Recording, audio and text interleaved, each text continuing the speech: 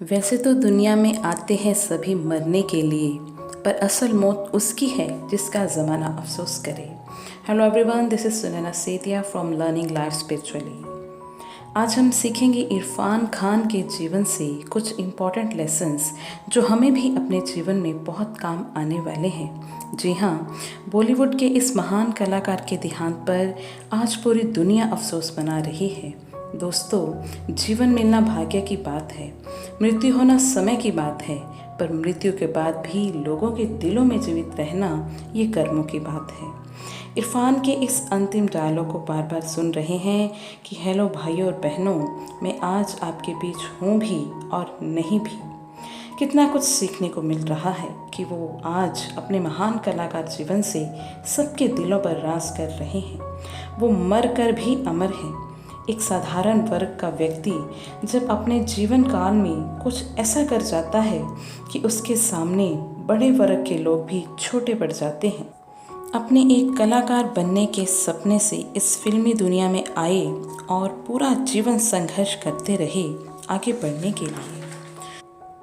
कम आयु में वो इस दुनिया को अलविदा कह गए, पर अपने अभिनय के जादू से वो पूरी दुनिया को एंटरटेन करते रहे अपनी फिल्मों के ज़रिए। जब एक कलाकार को फिल्में विरासत में मिलती हैं तो उसके लिए उतना मुश्किल नहीं होता इस फिल्मी दुनिया में अपनी जगह बनाना, बस मेहनत ही उसकी अपनी होती है। पर जब एक ऐसा व्यक्ति जिसको खुद के हुनर का भी पता नहीं, परिवार का भी कोई सपोर्ट नहीं, और फिर भी वो अपने एक सपने के आधार पर अपनी मेहनत और संघर्ष के चलते वो इस कदर पूरी दुनिया में छा जाता है, तब दिल से सलाम आता है। सवाल भी करती है और जवाब भी देती है। ज़िंदगी हर किसी को उसका हिसाब देती है। हवाओं से लड़कर अगर ऊंचा उड़ गए, फिर तो हवा भी उड़ने में तुम्हारा साथ देती है। जिस जोरासिक पार्क को देखने के लिए उनके पास टिकट के पैसे नहीं थे, उसी जोरासिक पार्क 4 में उन्होंने खुद अभिनय किया। कितनी मज़े की बात है। जिस दिन इरफान ने इस दुनिया को अलविदा कहा, पूरी दुनिया से सोशल मीडिया पर उनके चाहने वालों ने अपना प्यार दिखाया। हमने ये भी देखा कि उनके चाहने वालों ने सिर्फ उनका अभिनय देखा, ना कि धर्म और जाति। किसी हिंदू को कोई फ़र्क नहीं पड़ रहा था कि वो इरफान खान हैं। बस सब अपना प्यार उस इंसान को दे रहे थे जिसने अपना पूरा जीवन उनका मनोरंजन किया, कभी हंसाया, कभी रुलाया, और अपने हर इमोशन को, चाहे वो गुस्से का हो या फिर नफ़रत का, हर तरह की ऑडियंस के साथ अपने आप को कनेक्ट किया। क्यों लोग भर भर के इतना रो रहे थे, क्यों अफसोस कर रहे थे उनके जाने का? क्योंकि वो एक संपूर्ण कलाकार होने के साथ साथ एक अच्छे इंसान भी थे। यहीं से हम फिर से एक बात सीखते हैं कि दुनिया का प्यार पाने के लिए अपनी कला से मशहूर होना ही काफ़ी नहीं है, बल्कि उसके साथ साथ एक अच्छा इंसान बनना भी बहुत ज़रूरी है। उनका ही एक डायलॉग इस प्रकार है कि चांद पर जाने वालों, पहले इस धरती पर रहना तो सीख लो। हम सारा जीवन बस धर्म जाति के नाम पर झगड़ों में बिता रहे हैं। एक अच्छा इंसान ही मरने के बाद लोगों के दिलों पर राज कर सकता है। उन्होंने अपने नाम के साथ इरफान खान के साथ खान लगाना भी छोड़ दिया था, ताकि वो किसी धर्म और जाति से ऊपर उठ जाएं। फिर हम सीखते हैं उनकी पॉजिटिविटी को, सकारात्मकता का पाठ जो उन्होंने जाते जाते हमें सिखाया। उनके अंतिम डायलॉग से कि when life gives you lemon make lemonade. 2018 में जब उन्हें अपनी बीमारी का पता लगा तो वो लंदन में अपना इलाज करवाने गए। 1 साल बाद ठीक होकर भारत वापस आने पर उन्होंने अपनी एक फ़िल्म अंग्रेजी मीडियम की शूटिंग भी की।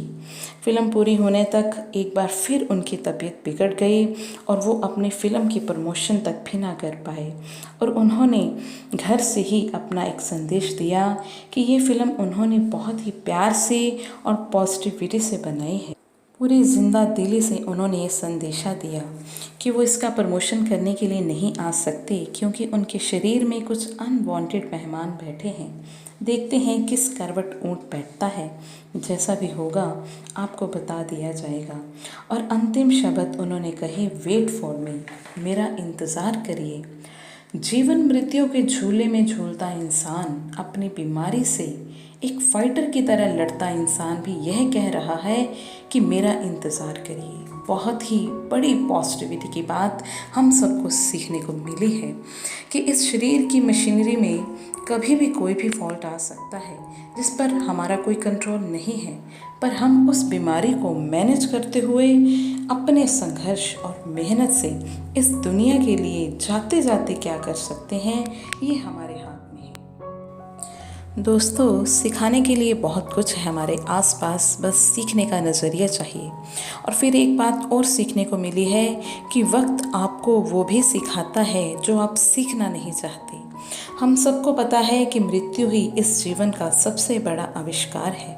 हमारी पूरी ज़िंदगी निकल जाती है ढूंढने में कि ढूंढना क्या है। अंत में तलाश सिमट जाती है इस सुकून में कि जो मिला है वो भी कहाँ साथ लेकर जाना है।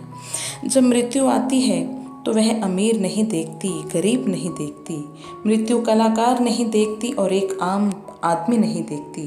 मृत्यु सुबह नहीं देखती, शाम नहीं देखती। मृत्यु ये भी नहीं देखती कि आप अकेले हैं या परिवार के साथ हैं। मृत्यु कभी किसी का इंतज़ार नहीं करती, इसीलिए शायद हम भी मृत्यु का कभी इंतज़ार करना नहीं चाहते। परंतु यह एक सच्चाई है, मृत्यु हमेशा समय से आती है, परंतु यह जीवन ही हमें धोखा देता है। हमारे सारे प्लानिंग्स एकदम से ख़त्म हो जाते हैं जब मृत्यु निकट आ जाती है। इसीलिए कहते हैं, don't take your planning so seriously, don't take life seriously. ज़िंदगी कभी छोटी नहीं होती, हम जीना ही देर से शुरू करते हैं। बहुत समय होता है हमारे पास, पर हमें पता ही नहीं होता कि इस समय को किस प्रकार मूल्यवान बनाया जाए, किस प्रकार यादगार बनाया जाए। बस यही समझ नहीं पाते सारा जीवन, और एक दिन ये जीवन का दीपक बुझ जाता है। जब तक रास्ते समझ आते हैं तब तक लौटने का वक्त हो जाता है। आप अपने कर्मों द्वारा दूसरों के दिलों में हमेशा जिंदा रह सकते हैं, दूसरों को सिखा सकते हैं, हंसा सकते हैं, रुला सकते हैं, एंटरटेन कर सकते हैं, अपने इमोशंस के साथ दुनिया को कनेक्ट कर सकते हैं।